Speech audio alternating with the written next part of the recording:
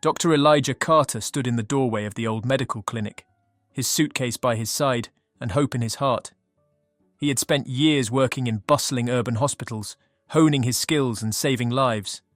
But after too many double shifts and sleepless nights, he longed for a quieter life where he could connect with patients on a deeper level.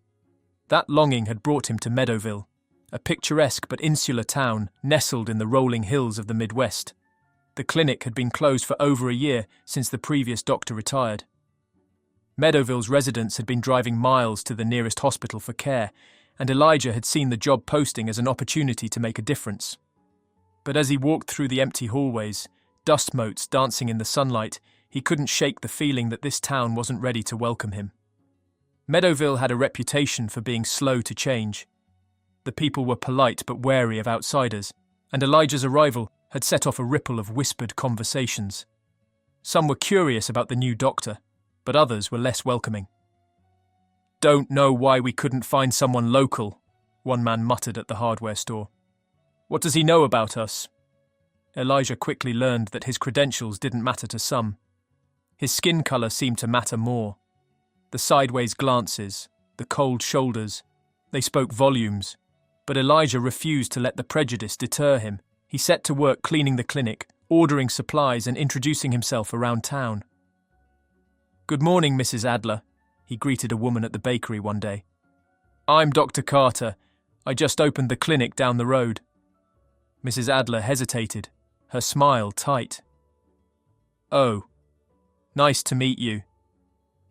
The interaction was typical, polite, distant, and tinged with an unspoken barrier. Elijah often returned home at night, feeling like he was trying to scale an invisible wall. But he had faced challenges before, and he was determined to prove himself through his work. One day, as Elijah was unpacking boxes of medical equipment, a young boy burst into the clinic, tears streaming down his face. "Please, sir, it's my sister. She fell off her bike and she's bleeding bad." Elijah grabbed his bag and followed the boy to a nearby park. A girl, no older than 10, sat on the ground clutching her arm, blood trickling from a deep gash. Her mother hovered nearby, panic in her eyes. "Let me take a look," Elijah said gently, kneeling beside her. The mother hesitated but nodded, stepping aside. Elijah cleaned and dressed the wound with practiced efficiency, reassuring the girl as he worked. "You're very brave," he told her with a smile. "This will heal up just fine." The mother's tense expression softened. "Thank you, Doctor." "Carter," he replied, standing. "It's no trouble. Please bring her by the clinic for a follow-up." That day, word began to spread about the new doctor's skill and kindness. A few more patients trickled into the clinic over the next week, but the skepticism lingered. Elijah knew he had to do more to truly earn the town's trust. On the outskirts of Meadowville lived Jack Turner, a gruff, middle-aged farmer with a reputation for being as stubborn as the rocky soil he tilled. Jack was a vocal critic of Elijah's presence in town, often spouting his disdain at the local diner. "I don't need some outsider telling me how to take care of my health," he said one morning, his voice loud enough for everyone to hear. "What does he know about us?" Jack's words stung, but Elijah refused to respond. He focused on his work, knowing actions spoke louder than words. One humid evening, as Elijah was closing the clinic, he heard the screech of tires and a crash echo down the road. Grabbing his bag, he sprinted toward the sound. A pickup truck had veered off the road and smashed into a tree, its front end crumpled like a tin can. Elijah reached the vehicle and recognized Jack Turner slumped over the steering wheel, blood trickling down his temple. The sight froze Elijah for a moment, but then his training kicked in. "Mr. Turner, can you hear me?" Elijah called, checking for a pulse. It was weak, but steady. He worked quickly, stabilizing Jack's neck and stopping the bleeding with a makeshift bandage. "Hang on, Jack," Elijah murmured. "I've got you." An ambulance arrived shortly after, and Jack was rushed to the nearest hospital. Elijah stayed behind, his clothes stained with blood, his heart heavy. He wondered if Jack would ever see him as more than an outsider. Jack Turner woke to the sound of steady beeping and the sterile scent of antiseptic. His head throbbed as he blinked against the fluorescent hospital lights. The last thing he remembered was the sharp screech of his tires, the truck spinning out of control. Now he was lying in a hospital bed, his wife Marjorie at his side, her eyes puffy from crying. "What happened?" he croaked, his voice rough and dry. "You were in an accident," Marjorie said softly, brushing a stray hair from his forehead. "Your truck hit a tree. It could have been much worse." Jack winced as he shifted in the bed. "How did I—" "Dr. Carter," Marjorie interrupted, her voice carrying a mixture of gratitude and sternness. "He found you. He saved your life." Jack froze, her words sinking in. "Carter? That new doctor? The one you've been bad-mouthing all over town," Marjorie said, her tone sharp now. "And yet, when you needed help, he didn't hesitate." Jack looked away, a knot forming in his chest. He had spent months criticizing Elijah, questioning his place in Meadowville, and now the man he'd dismissed and avoided had been the one to pull him from the wreckage. The irony wasn't lost on him, but it didn't sit easily either. Back in Meadowville, Elijah continued his routine, but Jack's accident lingered in his thoughts. He knew that saving Jack's life wouldn't instantly erase the prejudice he'd faced in the town. Still, he hoped it might be the start of something. 2 weeks later, Jack walked into the clinic for his follow-up appointment. His gait was slower than usual, and his eyes darted around as if he weren't sure he belonged there. Elijah greeted him warmly. "Mr. Turner," Elijah said, extending a hand. "It's good to see you on your feet." Jack hesitated before shaking it, his grip firm but brief. "Came to check on this shoulder," he said, his tone clipped. "Still feels stiff." "Let's take a look," Elijah said, gesturing toward the exam room. As Elijah worked, Jack remained quiet, watching the doctor with an expression that was hard to read. Elijah didn't push, focusing instead on making Jack comfortable. When the exam was over, Elijah gave him clear instructions for stretches and exercises to improve mobility. Jack lingered at the door, his hat clutched in his hands. "Why'd you do it?" he asked suddenly. Elijah looked up, puzzled. "Do what?" "Help me," Jack said, "after the way I've treated you." Elijah smiled faintly.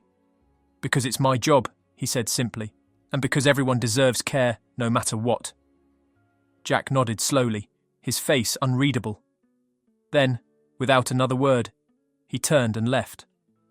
Elijah watched him go, wondering if he'd ever truly understand. Word of Elijah's actions spread through Meadowville like wildfire. The man who had once been met with suspicion was now the subject of admiration. Patients who had avoided the clinic began trickling in, bringing baked goods and small tokens of appreciation. The whispered doubts about Elijah's abilities faded, replaced by stories of his skill and compassion. One morning, as Elijah unlocked the clinic, he found a basket of fresh produce sitting by the door. A simple note was tucked inside.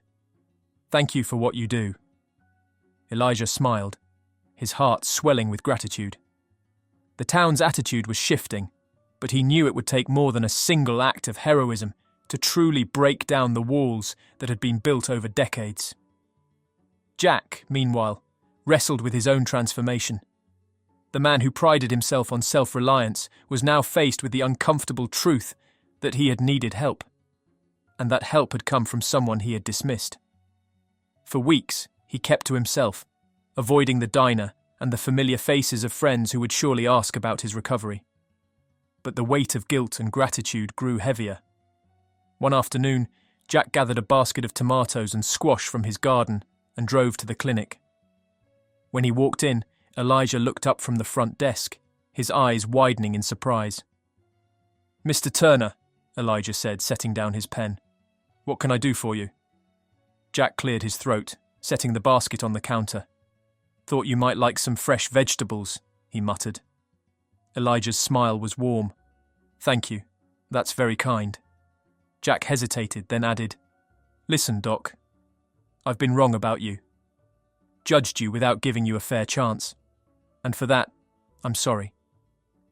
Elijah extended a hand, his voice steady. "Apology accepted, Jack. Let's move forward." Jack shook his hand firmly, a gesture that felt more significant than words. For the first time, he saw Elijah not as an outsider, but as a man who had chosen to help, even when he didn't have to. The clinic flourished in the months that followed. Elijah organised free health screenings for farmers during harvest season and started a community wellness program that taught first aid and basic healthcare skills. These efforts deepened his connection to the town, making the clinic a hub of activity and care. Jack became one of Elijah's strongest supporters. At the diner, where he had once voiced his doubts, he now spoke up in the doctor's defence.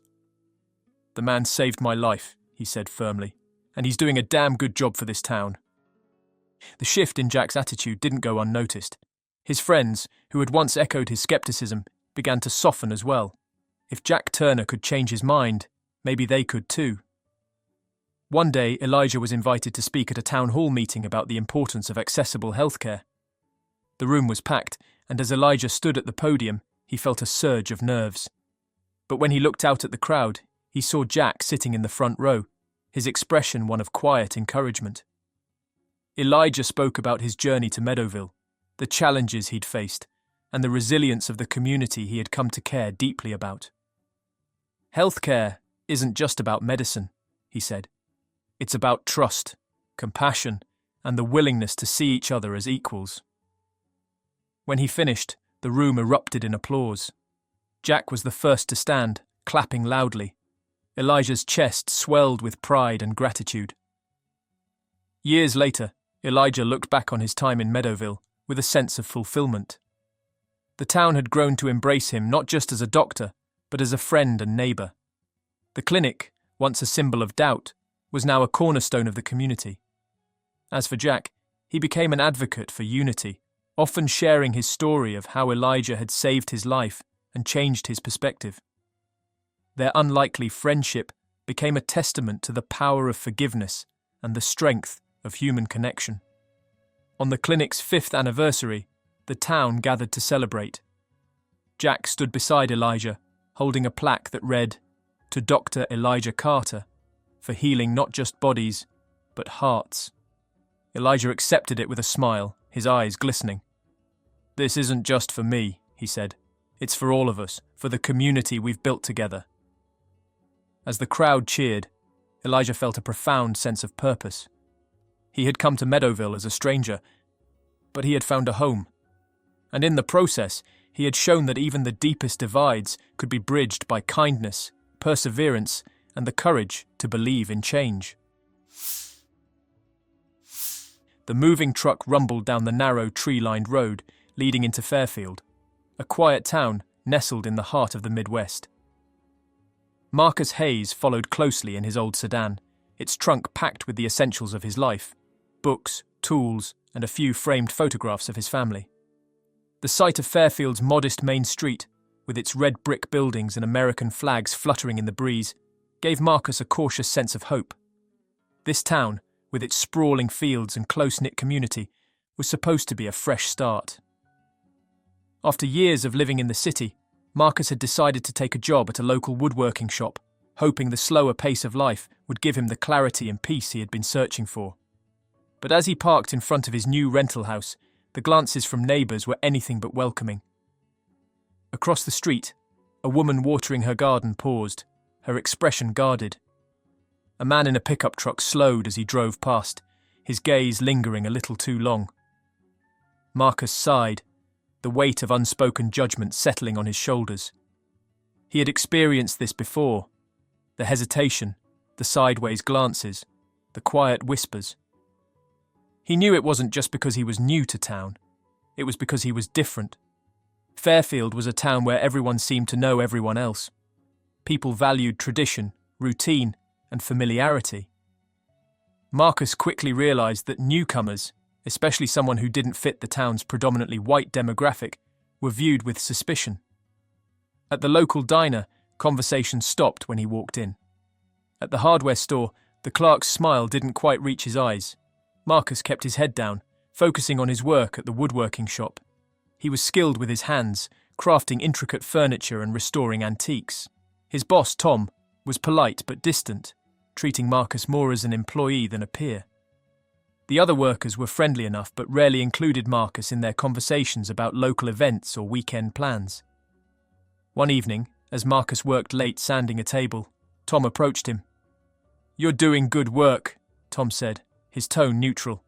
"But don't take it personally if folks around here keep their distance. We've had some trouble in the past. People aren't always quick to trust." Marcus nodded, though the comment stung. He knew trouble was a veiled reference to the town's wariness of outsiders, especially those who didn't look like them. But he was determined to prove himself, not through words, but through actions. A few weeks later, Marcus ventured to the local farmers' market, hoping to blend into the community. He browsed the stalls, admiring the fresh produce and handmade crafts. As he reached for a jar of honey, he overheard two women whispering nearby.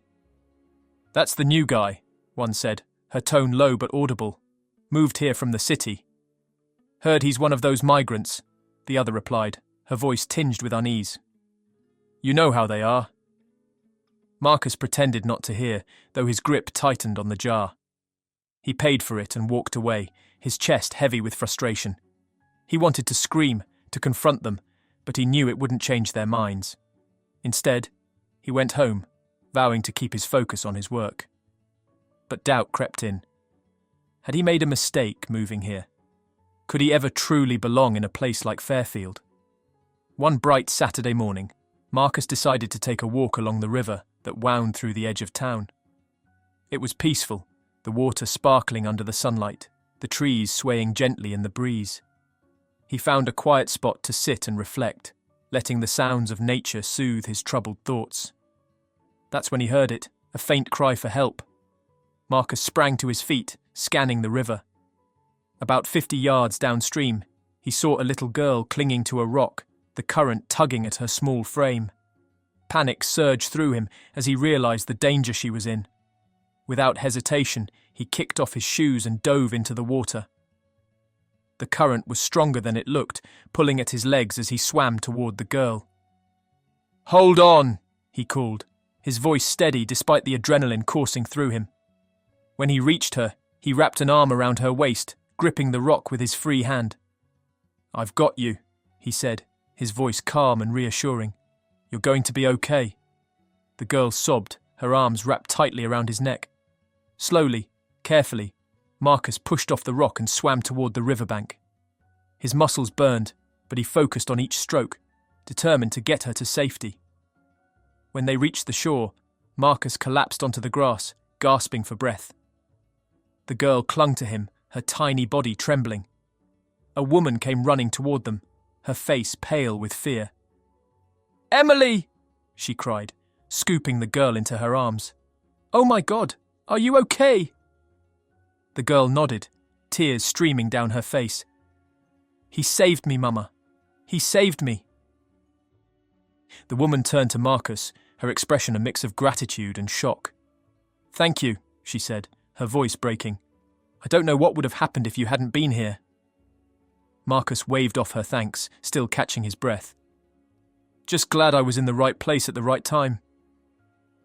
As the woman led her daughter back toward town, Marcus sat on the riverbank, dripping wet and exhausted. He didn't realize it then, but his life in Fairfield was about to change in ways he couldn't have imagined. When Marcus woke the next morning, he expected life to carry on as usual. He had done what anyone should do, helped someone in need. But Fairfield had a way of holding on to stories, and this one spread faster than Marcus could have imagined.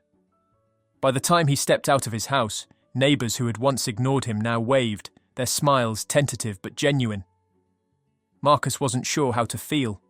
The attention was unexpected, almost overwhelming. At the diner, the usual murmurs and stares were replaced with hushed conversations about the new guy who had saved Emily Bennett. The owner, a burly man named Joe, even insisted on covering Marcus's breakfast. "It's on the house," Joe said gruffly, setting down a plate of pancakes. "You did good out there."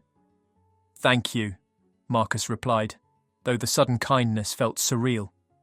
He ate quickly, eager to slip back into his routine. That afternoon, as Marcus worked on a table at the woodworking shop, a shadow fell across his workspace. Looking up, he saw Sarah Bennett, Emily's mother, holding a neatly wrapped plate of cookies. "I hope I'm not interrupting," Sarah began, her voice steady but warm. "I just wanted to thank you again for what you did. You didn't just save my daughter. You gave me back my entire world." Marcus set down his tools, his chest tightening at her words. "I'm just glad I was there," he said. "Anyone would have done the same." Sarah shook her head. "Not everyone would have jumped into that river. You did. And I'll never forget it." She handed him the cookies, and for a moment they stood in silence. Then, as if sensing his discomfort, Sarah added, "Emily wants to draw you a picture. It's her way of saying thanks. Maybe you could stop by for dinner sometime." Marcus hesitated. He wasn't used to such open invitations, especially in a town where he had been met with so much skepticism. But Sarah's sincerity was undeniable. "I'd like that," he said finally, a small smile breaking through. Word of Marcus's heroism continued to ripple through Fairfield. At the hardware store, the clerk greeted him by name and offered him a discount. At the farmer's market, people who had once avoided his gaze now approached him with friendly nods and even struck up conversations. Even Tom, his usually stoic boss, seemed to warm up. One morning, Tom gathered the shop's workers before the day began. "We've got a real hero among us," he said, clapping Marcus on the shoulder, "and one hell of a craftsman too." The recognition was strange at first, but Marcus couldn't deny the warmth it brought. Slowly, people began to approach him, not as an outsider, but as someone they wanted to know. They asked about his work, his life, his thoughts on the town. For the first time since moving to Fairfield, Marcus felt like he wasn't just existing on the edges, he was part of the fabric. A few weeks after the incident, Marcus attended a town hall meeting to discuss a new park project. The room was packed, and to his surprise, several people greeted him warmly. He had intended to sit quietly in the back, but Sarah Bennett spotted him and waved him over to a seat near the front. As the meeting progressed, residents discussed possible names for the park. Someone suggested naming it after a long-time resident, while others debated themes tied to Fairfield's history. Then Sarah stood, her voice clear and confident. "I think we should name it after Marcus Hayes," she said. "He showed us what it means to care for each other, no matter where we come from." The room fell silent. All eyes turned to Marcus, who felt a flush of heat rise to his face. He shook his head, humbled and slightly embarrassed. "That's not necessary," he said, his voice steady but soft. "I just did what anyone would do." But Sarah smiled. "Not everyone would have done what you did." The suggestion sparked a wave of agreement. By the end of the meeting, the decision was unanimous. The new park would be named Hayes Riverside Park. The park dedication ceremony took place on a crisp autumn afternoon. The entire town turned out, filling the grassy expanse with laughter and conversation. As Marcus stood near the ribbon-cutting area, he marvelled at the transformation, not just of the park, but of the town itself. Emily ran up to him, holding a crayon drawing in her small hands. "This is for you," she exclaimed, beaming. Marcus knelt to take the drawing, his heart swelling. It depicted him pulling her from the river with the words, "My hero," scrawled at the top. He smiled, his throat tight with emotion. "Thank you, Emily. This means a lot." Nearby, Sarah watched the exchange, her eyes glistening. "You've made a bigger impact here than you realise," she said quietly. As the mayor gave a speech about the importance of community and resilience, Marcus's thoughts drifted to the journey that had brought him here.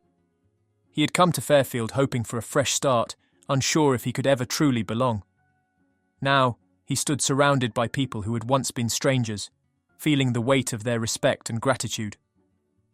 Over the following months, Marcus became a cornerstone of Fairfield. He continued his work at the woodworking shop, teaching younger workers the art of crafting furniture and volunteering to build benches and tables for the town square. His kindness and dedication inspired others to see the value in embracing newcomers and letting go of old prejudices. Jack, a gruff farmer who had once avoided Marcus at the diner, stopped by the shop one day with a basket of apples. Thought you might like these, Jack said, scratching the back of his neck awkwardly. Heard you've been helping out with the park benches. That's good work. Marcus accepted the apples with a warm smile. Thanks, Jack. I appreciate it. The exchange was brief, but it symbolized something deeper, a shift in the town's attitude, one small step at a time. One snowy evening, as Marcus sat in his small house sipping tea, he reflected on how far things had come. The framed drawing Emily had given him hung on the wall, a reminder of the day everything changed. It wasn't just the town that had grown, it was him too.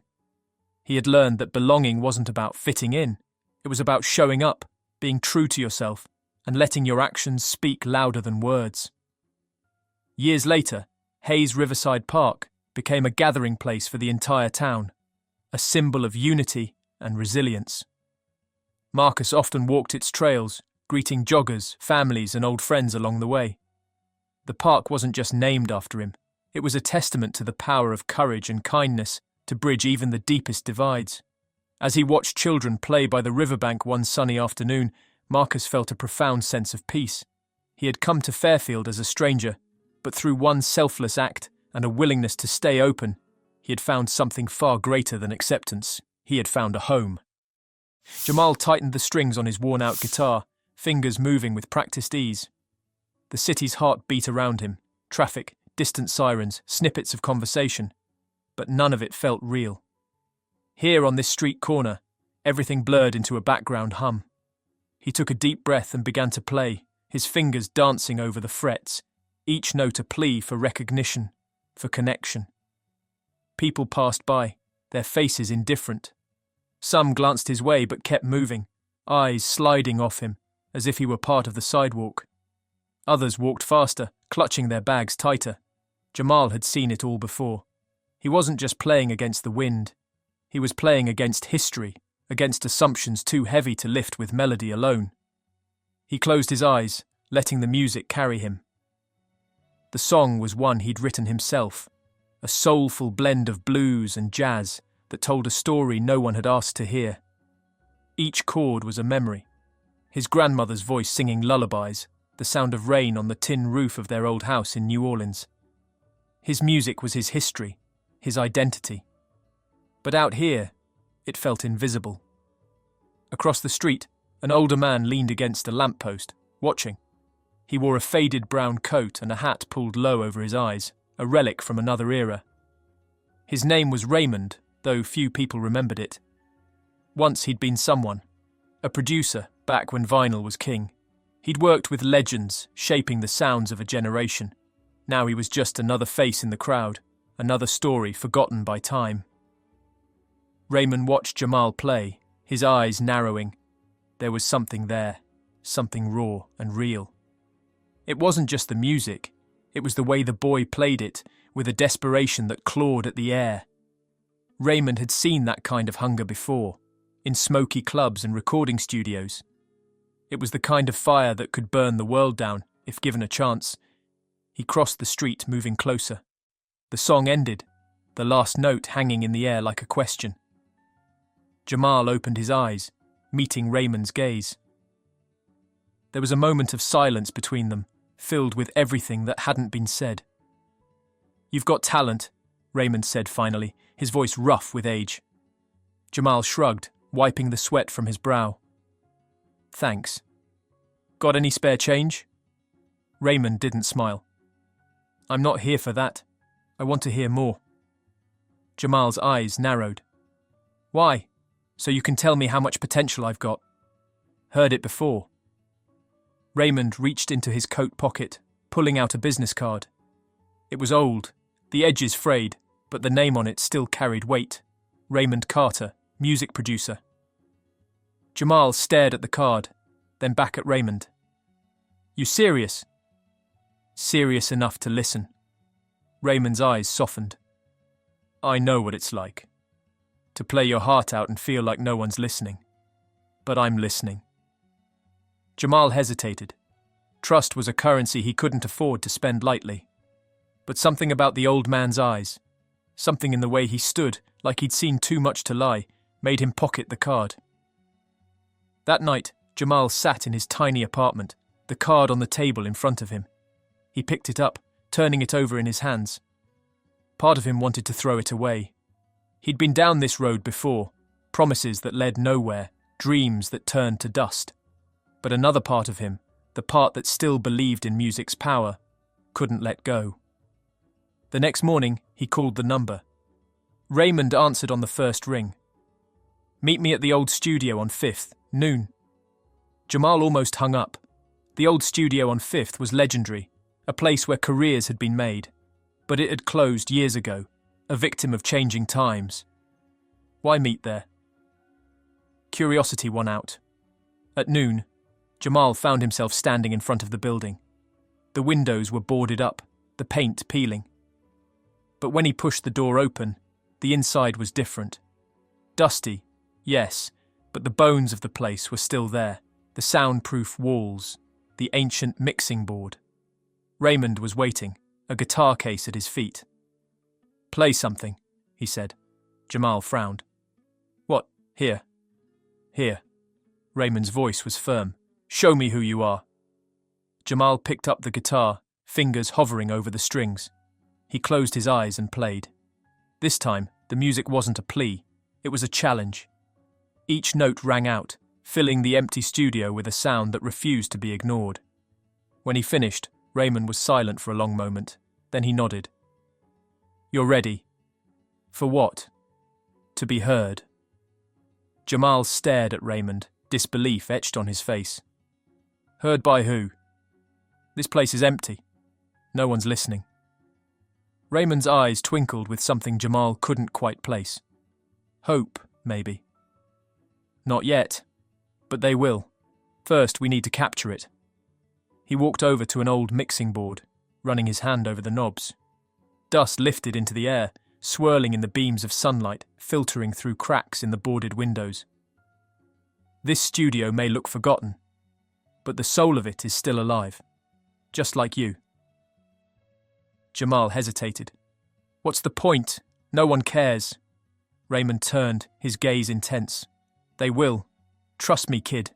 I know talent when I see it. You're not just another street musician. You've got something real, something people need to hear." Jamal's heart pounded. He'd spent years playing for people who barely noticed him. The idea that someone, anyone, saw something more felt like a fragile promise, too delicate to believe in. "Why me?" he whispered. Raymond's expression softened. "Because I was you, a long time ago, fighting to be heard in a world that wasn't listening. Someone took a chance on me. Now, it's my turn."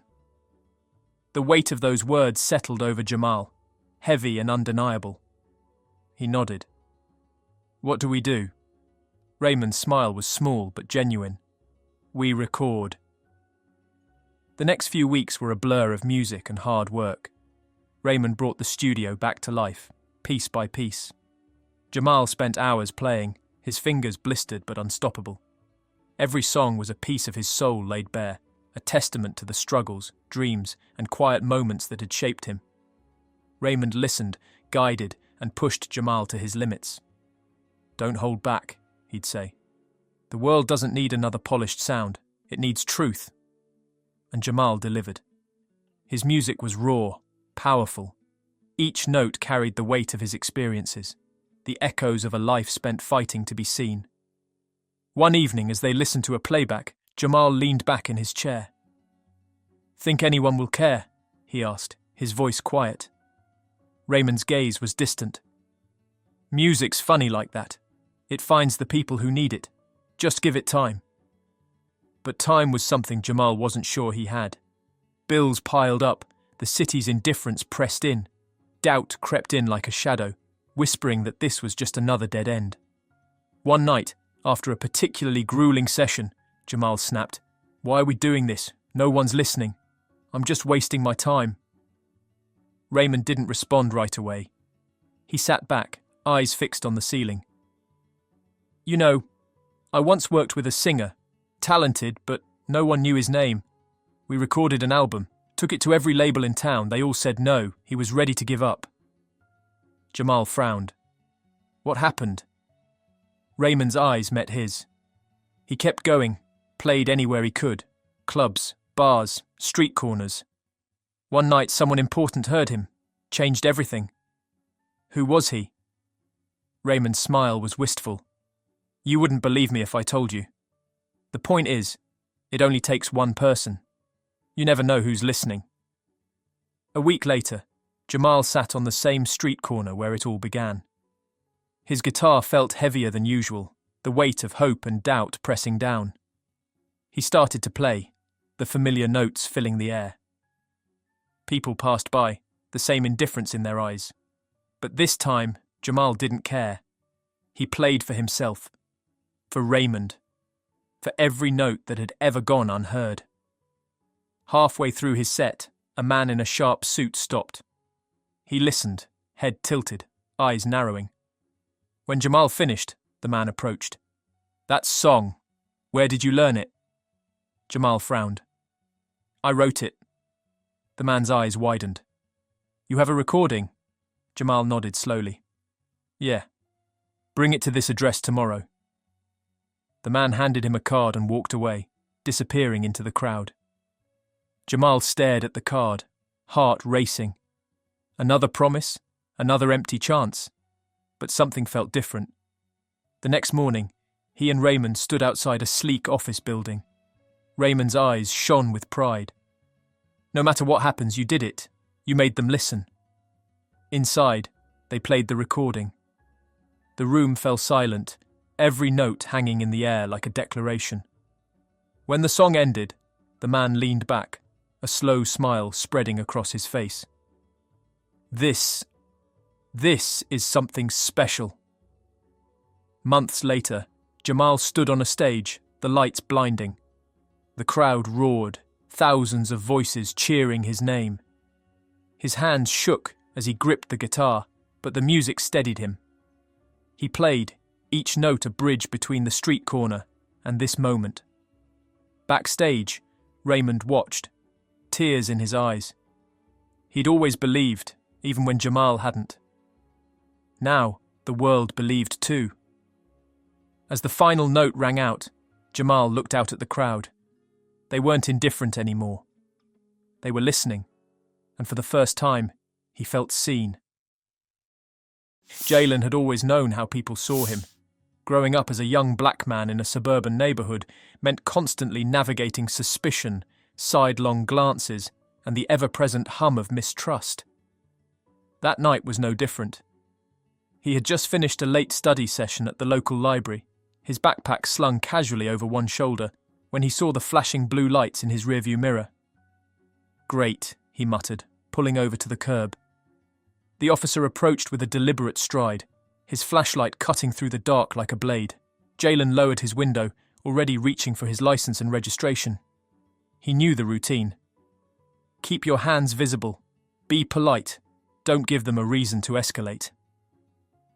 License and registration, the officer barked. Jalen complied, his movements slow and deliberate. Is there a problem, officer? The man, whose name badge read Thompson, ignored the question. His sharp eyes flicked between Jalen's face and his documents. What are you doing out here this late? I was at the library, Jalen said evenly. Heading home now. Thompson didn't respond right away. He seemed distracted, glancing back at his squad car, where the radio crackled faintly. His face was tight with tension, his posture stiff. Jalen frowned. He could tell something was off. Are you okay? He asked cautiously. Thompson's head snapped back toward him. What? You seem distracted, Jalen said, careful to keep his tone neutral. For a moment, Thompson's stern mask cracked, revealing something raw beneath. It's none of your business, he said gruffly, but his voice lacked its earlier edge. Jalen hesitated, debating whether to push further. Against his better judgment, he spoke again. Look, I know I'm just some guy you pulled over, but maybe I can help. What's going on? The officer stared at him, clearly torn. Finally, as if the weight of whatever he was carrying was too much to bear, he exhaled sharply. It's my daughter, he admitted. She ran off after a fight. She's not answering her phone, and I don't know where she is. Jalen's chest tightened. How old is she? 14, Thompson said, his voice barely above a whisper. Jalen nodded, his mind racing. Have you checked the places she usually goes? Friends' houses? Parks? I've checked everywhere I can think of, Thompson said, frustration etched into his features. She's out there somewhere, and it's getting colder by the minute. Jalen glanced at the officer's squad car, then back at him. He could walk away, this wasn't his problem. But something in Thompson's voice, the sheer desperation, made it impossible to turn his back. I'll help you look, Jalen said firmly. Thompson blinked. What? I'll help, Jalen repeated. 2 sets of eyes are better than 1, right? Thompson hesitated, clearly wrestling with the idea. But finally he nodded. Fine. But you stick close. The search took them across the quiet suburban streets, the air growing colder as the night deepened. They started with the nearby park, its empty swing set creaking in the wind. Then they checked a strip of fast food restaurants, their neon signs casting eerie glows on the deserted sidewalks. As they walked, Jalen tried to break the silence. You said she ran off after a fight. What happened?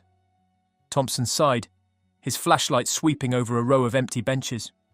I told her she couldn't go to a party. She's been hanging around with this group of kids I don't trust. I wanted to keep her safe. Jalen nodded. Sounds like you care about her a lot. Of course I do, Thompson snapped, then softened. She's all I've got since her mum passed away.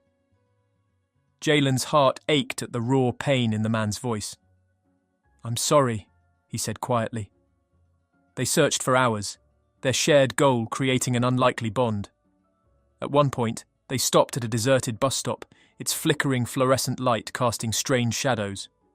Jalen noticed a girl's scarf caught on a nearby bush, its vibrant blue fabric standing out against the darkness. Over here, he called, holding up the scarf. Thompson's eyes widened as he grabbed it. It's hers.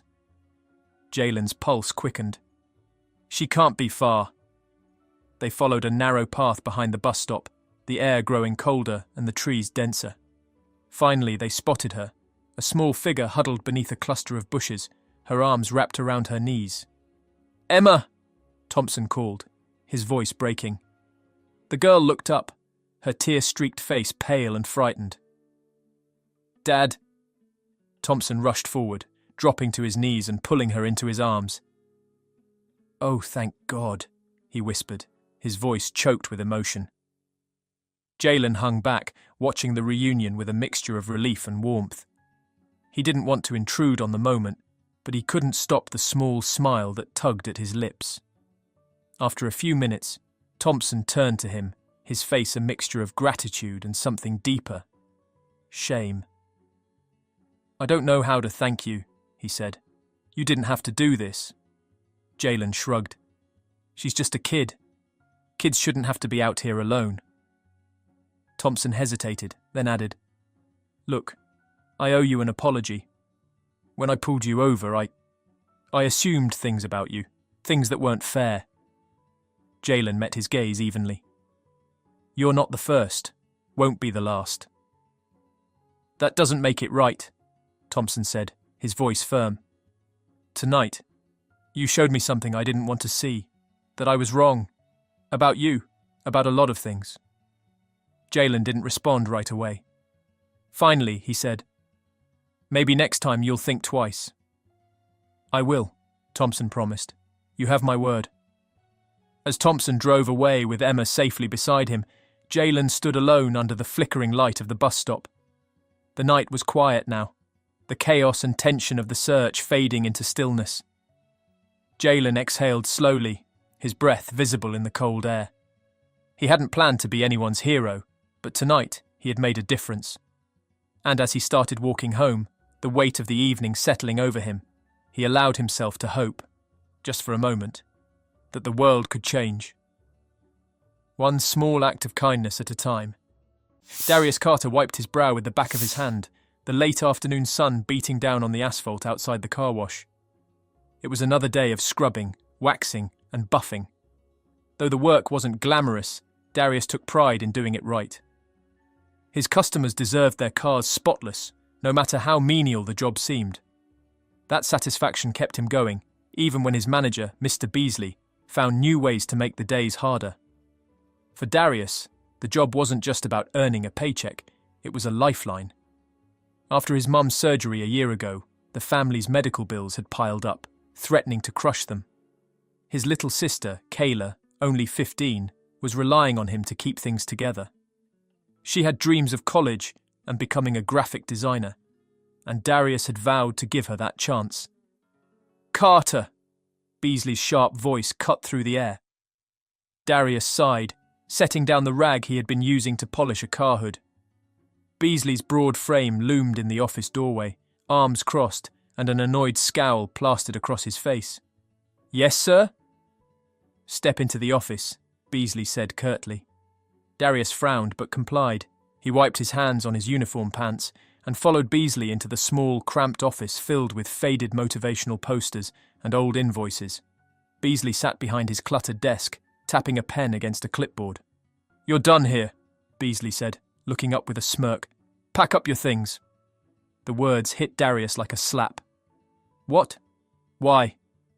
His voice cracked, betraying the panic swelling in his chest. "I've been on time every day. I work harder than anyone else." "Customer complaint," Beasley said, cutting him off. He tossed the clipboard aside. "Said you were rude. Can't risk bad reviews." "That's not true," Darius said, clenching his fists. "I go out of my way to treat customers with respect." Beasley shrugged. "Doesn't matter. I don't need troublemakers on my team." Darius opened his mouth to argue, but stopped himself. He'd seen this coming. Beasley had been nitpicking his work for months, always finding small excuses to berate him.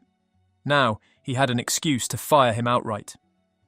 Darius swallowed hard, forcing himself to stay calm. He couldn't let his frustration show. It wouldn't change anything. "Fine," he said quietly. He stripped off his uniform shirt, folding it neatly before placing it on the desk. Standing there in his undershirt, he felt exposed, humiliated. Beasley didn't even look at him as he walked out. Darius wandered aimlessly through the city, his thoughts swirling. Lincoln Park was quiet that afternoon, the sound of children laughing at the playground echoing through the air. Darius sat on a weathered bench, staring at his hands. They were still speckled with grease, a reminder of the day's work, and now the job he no longer had. "Excuse me, sir?" A polite voice broke through his thoughts. Darius looked up to see an older man in a tailored navy suit standing a few feet away. He was holding a set of car keys, his expression sheepish. "I'm sorry to bother you, but my car won't start. I noticed you sitting here and thought maybe you could help." Darius hesitated, caught off guard. The man's suit and watch screamed money. Surely he could afford roadside assistance, but the man's tone was sincere, almost desperate. Sure," Darius said, standing. "I can take a look." The man led him to a sleek black Mercedes parked near the edge of the lot. "Name's Roger Hensley," he said, extending a hand. "Darius," he replied, shaking it before popping the hood. It didn't take long to diagnose the problem. A loose battery cable had interrupted the connection. Darius tightened it with practiced ease, checking everything twice before closing the hood. When Roger turned the key, the engine roared to life. "You're a lifesaver," Roger said, visibly relieved. "I was already late for an important meeting. Let me pay you for your trouble." Darius shook his head. "No need." Glad I could help, Roger hesitated, studying Darius for a moment. "You're good at this. Do you work with cars?" "Used to," Darius said, the bitterness creeping into his voice. "I lost my job this morning." Roger frowned. "From where?" "A car wash," Darius admitted. "It wasn't much, but it paid the bills." Roger tapped his chin, thinking. "You know, I've been looking for someone to help with a new project I'm launching. Someone who knows cars and has a strong work ethic. You interested?" Darius blinked, unsure if he'd heard correctly. "You serious?" "Completely," Roger said, pulling a business card from his pocket. "Come by my office tomorrow, let's talk." The next morning, Darius stepped into the sleek lobby of Hensley Enterprises, the business card still clutched in his hand. The modern decor, polished floors, minimalist furniture, and an air of quiet efficiency made him feel out of place. He adjusted his tie nervously, glancing at the floor-to-ceiling windows that framed the bustling city skyline. Everything about this place screamed success, and Darius couldn't shake the nagging doubt that he didn't belong. "Mr. Carter?" A young receptionist greeted him with a warm smile. "Mr. Hensley is expecting you. Please, follow me." Darius nodded, his palms damp, as he followed her through a set of glass doors into a conference room. Roger was waiting, seated at the head of a long table. His suit was impeccable, as if he had stepped straight out of a business magazine. When he saw Darius, he stood and extended a hand. "Good to see you, Darius," Roger said with a firm handshake. "Thanks for coming." "Thank you for inviting me," Darius replied, his voice steady despite the butterflies in his stomach. Roger gestured for him to sit. "Let's get straight to it. I'm launching a chain of luxury car detailing centres. High-end clients, premium service. I need someone to oversee operations, a leader who can ensure every car that leaves our shop is perfect. You'd start as an assistant manager, but if you prove yourself, there's plenty of room to grow." Darius hesitated, the enormity of the opportunity sinking in. "Why me?" he asked, voicing the doubt that had been gnawing at him since yesterday. "You don't really know me." Roger smiled. "I know enough. You helped me when you didn't have to, and you didn't ask for anything in return. That tells me you have integrity, and from the way you handled my car, I can see you know your stuff. That's all I need to know." Darius felt a flicker of hope. Maybe this wasn't too good to be true. Maybe he deserved this chance. "I'm in," he said firmly. The first few weeks were a whirlwind. Roger wasn't kidding when he said the job would be demanding. Darius dove headfirst into learning everything he could about managing a high-end operation: inventory management, customer relations, marketing strategies, and employee training. Every night, he pored over manuals and spreadsheets, determined to master every aspect of the business. The hours were long, but Darius thrived under the pressure. For the first time, he felt like his hard work was truly valued. Roger didn't treat him like an underling. He treated him like a partner. He asked for Darius's opinions, encouraged his ideas, and trusted him to take the lead on important decisions. One of Darius's first major challenges came in the form of a disgruntled client.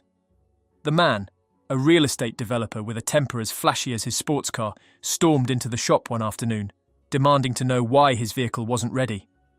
"I'm paying top dollar for this service," the man fumed, "and I expect it to be done on time."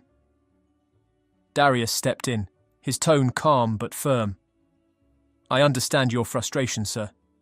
Let me personally ensure your car is finished within the next 30 minutes, and we'll waive the detailing fee as an apology for the delay." The man blinked, caught off guard by Darius's professionalism. "Well, all right," he muttered, the fire in his voice extinguished. When the client left with his car gleaming, he shook Darius's hand. "You run a tight ship here," he said grudgingly. "I'll be back." Roger watched the interaction from the corner of the room, nodding approvingly. "You've got a gift, Darius," he said later. "Not everyone can turn a bad situation into a win like that." As the weeks turned into months, word began to spread about the new luxury detailing centre. A celebrity client posted a glowing review on social media, praising the attention to detail and exceptional service. The post went viral, bringing a flood of new customers through the doors. Under Darius's leadership, the business flourished. But it wasn't just about the numbers for Darius. He wanted to create a workplace where people felt valued, something he had never experienced at Beasley's car wash. He implemented training programs for the staff, teaching them not just the technical skills they needed, but also how to treat clients with respect and care. Darius also made a point of hiring young people from disadvantaged backgrounds. He saw himself in them, eager to prove themselves but often overlooked because of where they came from. Through mentorship, he helped them develop confidence and a sense of purpose. One afternoon, Darius was surprised to see a familiar face walk through the shop doors. It was Mr. Beasley. Beasley's eyes widened as he took in the pristine showroom, the luxury cars gleaming under the lights, and the polished staff moving with precision. "Carter," he said, incredulous, "you work here?" "I manage this location," Darius replied evenly. "Can I help you?" Beasley shifted awkwardly, clearing his throat. I heard this place was doing well. Thought I'd check it out." Darius raised an eyebrow, his lips curling into a faint smile. "Well, I'm glad you stopped by. If you're looking for service, one of my staff can assist you." Beasley hesitated. "Listen, about what happened at the car wash. I might have been a little hasty. If you ever want to come back—" "I appreciate the offer," Darius said, cutting him off gently. "But I'm good where I am." Beasley nodded awkwardly, before retreating to the parking lot. Darius watched him leave, feeling a deep sense of closure. He didn't need validation from his old boss. He had moved on to something greater. Months turned into years, and Darius's dedication paid off. Roger promoted him to general manager, entrusting him with the oversight of multiple locations. Darius's vision for the business continued to expand. He launched a scholarship program for his employees, helping those who wanted to pursue higher education. He also partnered with local community centres to offer job training workshops, giving young people the skills they needed to succeed. One evening, as Darius locked up the flagship shop, Roger joined him outside. The city lights glittered like stars, reflecting off the rows of polished cars in the lot. "You've done incredible work here," Roger said, clapping him on the shoulder. "I knew you had potential, but you've exceeded every expectation." "Thanks," Darius said, smiling, "but I couldn't have done it without you giving me a chance." Roger shook his head. "You earned this, Darius. All I did was open the door." Darius looked out at the skyline, thinking about the journey that had brought him here, the struggles, the setbacks, and the moments of doubt. He had started at the bottom, facing challenges that could have broken him. But he had risen above them, proving not just to others but to himself that his worth was undeniable. For the first time in his life, Darius felt like he was exactly where he was meant to be. Malik adjusted his backpack and quickened his pace. The afternoon sun hung low, casting long shadows that stretched across the cracked pavement. The city block he walked through was familiar, but not friendly, a landscape of graffiti-covered walls and shuttered storefronts. Sirens blared in the distance, a constant reminder that trouble was never far. At 16, Malik had learned how to avoid it. Head down, hood up, and eyes fixed straight ahead. Today was no different, except that trouble felt closer than usual. He rounded a corner and almost collided with an older white woman, struggling with two heavy grocery bags. The plastic stretched thin, threatening to spill their contents onto the sidewalk. Her frail hands gripped the handles tightly, knuckles white with effort. She looked up, her eyes cautious but weary, scanning Malik's face with a mix of uncertainty and exhaustion. Malik hesitated. Every instinct told him to keep moving, don't get involved, stay invisible. Yet, something in her eyes, or maybe the way her hands trembled, made him stop. "Need some help?" His voice was soft, almost unsure. The woman blinked, surprised. For a moment, they stood in awkward silence, the noise of the city swirling around them. Finally, she nodded, her expression softening. "Oh, well, yes, if you're not in a hurry." He wasn't.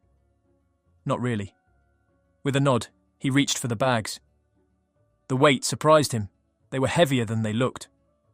They walked in silence at first, an invisible chasm of generations, experiences, and unspoken words stretching between them. The sidewalk beneath them was cracked and uneven, each step a careful negotiation. "I'm Mrs. Henderson," she offered eventually, her voice breaking the silence. "You live around here?" "Yeah," Malik replied, shifting the bags to balance the load. "A few blocks over. I'm Malik." "Malik," she repeated, as if tasting the name. "Thank you, Malik. My son usually helps me with the groceries, but he's busy today. He didn't ask why.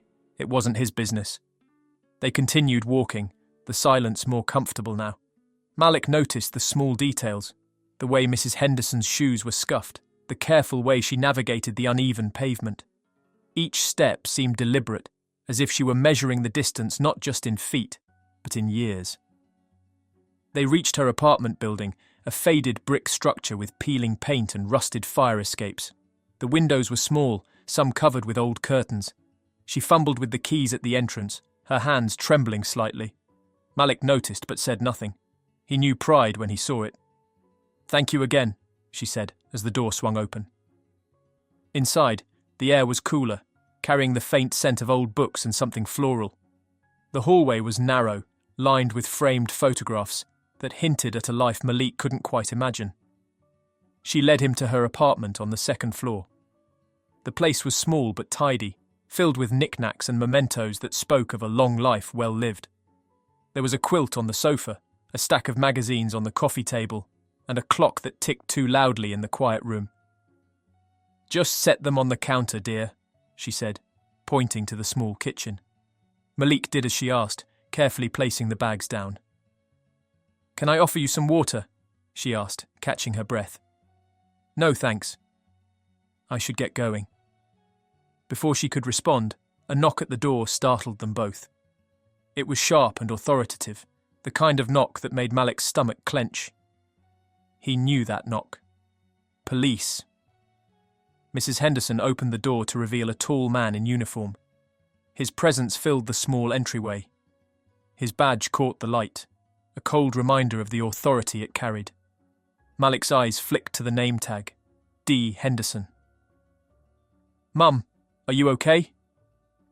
The officer's eyes scanned the room, landing on Malik with a look that was equal parts suspicion and assessment. "I'm fine, David," Mrs. Henderson replied, her tone exasperated. "This young man helped me with my groceries." The officer's posture relaxed slightly, but the wariness in his eyes remained. "Thank you for helping my mother," he said, the words clipped and formal. "I'll take it from here." Malik nodded, the invisible line between them growing thicker. Without another word, he left, the door closing softly behind him. The hallway seemed longer on the way out, the air heavier. He shoved his hands in his pockets, head down, and walked faster. Outside, the city noise seemed louder, pressing in from all sides. He didn't look back. Back on the street, Malik's mind raced. His pulse still pounded from the encounter. He hadn't done anything wrong, he knew that. Yet the tension in Officer Henderson's eyes felt like an accusation. It was the look Malik had seen too many times before, a silent judgment that followed him through the city. He shoved his hands deeper into his pockets, his feet moving faster, as if trying to outrun the memory. The afternoon sun had dipped lower, casting the streets in shadows.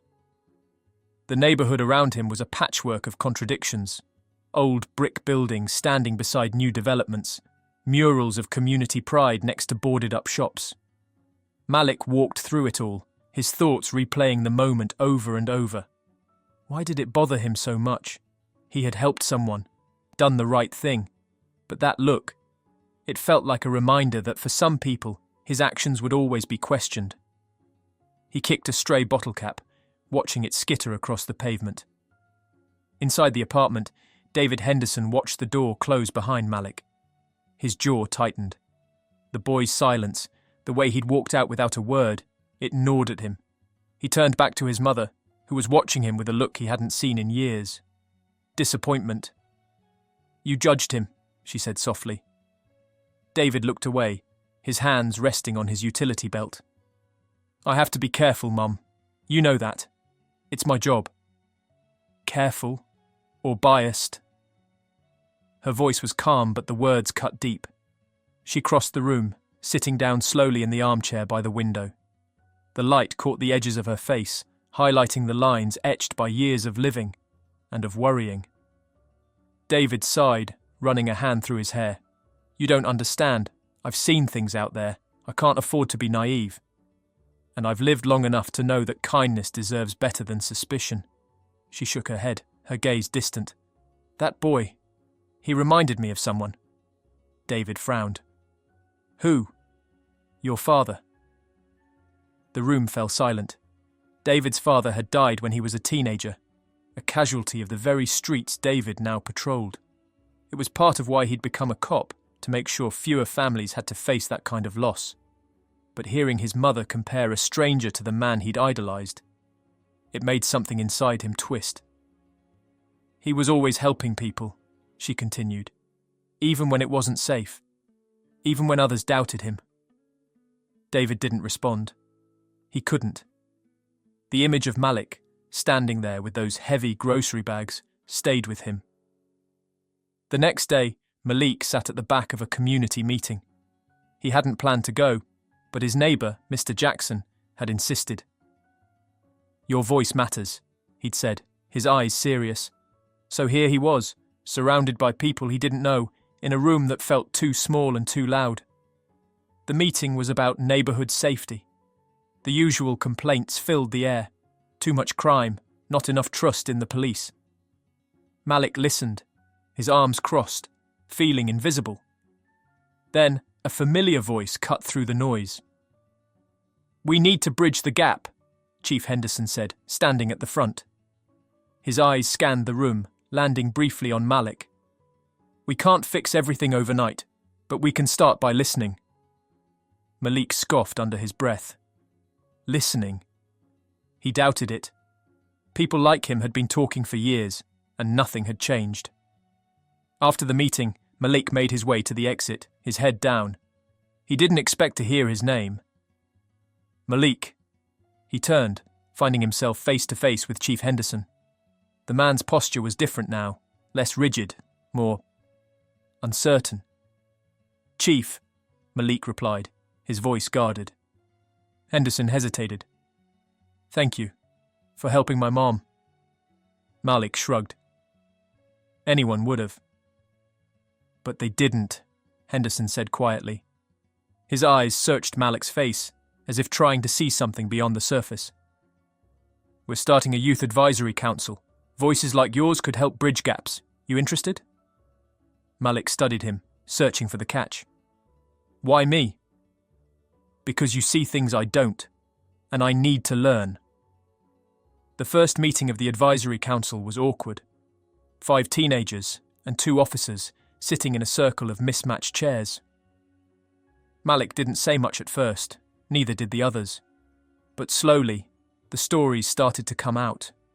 Small truths about life in the neighbourhood, the invisible lines people crossed without knowing.